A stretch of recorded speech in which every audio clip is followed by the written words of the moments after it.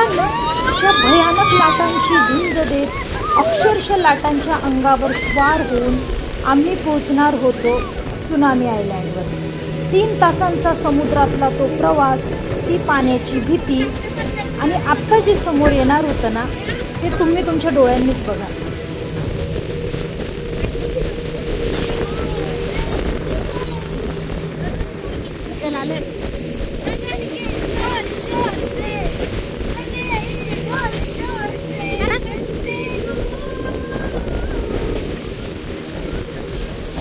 मित्रांनो, मला एक सांगा, तुम्ही कधी समुद्राच्या अगदी मधोमध हॉटेल पाहिलंय का?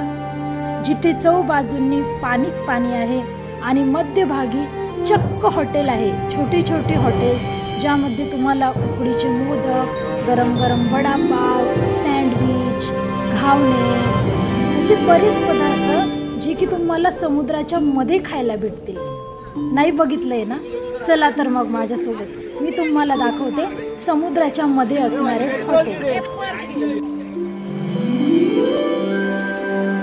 समुद्रात हॉटेल आहे, काही समुद्राच्या हॉटेलमध्ये जेवायला.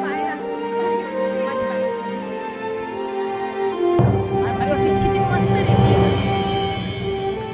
चला काय खायचं? हे पाण्यात हॉटेल, समुद्रात हॉटेल, नॉट ओनली मला तिकडचं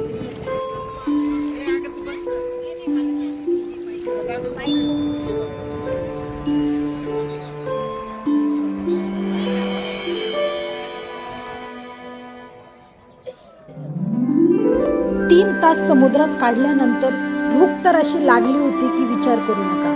पण इथे आल्यावर जे पाहायला मिळालं ना, ते बघून भूक दुप्पट झाली.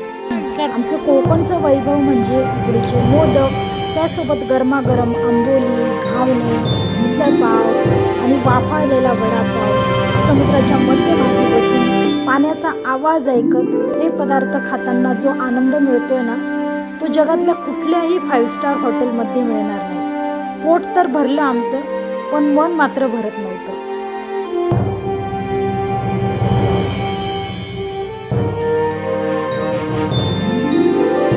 बरं, फक्त पोट भरून कसं चालेल? पोटभर नाश्ता झाल्यानंतर थोडा वेळ रिलॅक्स झालो आणि मग सुरू झाला तो आमचा खरा राडा. इथे आम्ही 1 नाही, 2 नाही, तर चक्क सगळ्या वॉटर राईड्स केल्या. लाटांवरती ती वेगात जाणारी बोट, पाण्याचे उडणारे फवारे आणि आमचा तो ओरडायचा आवाज, नुसती धम्माल. इथली प्रत्येक राईड तुम्हाला ना एक वेगळीच एनर्जी देऊन जाते. चला बघूया आम्ही कोणत्या कोणत्या राईड केल्या. पण पुढच्या भागात भेटूया लवकरच. Bye bye.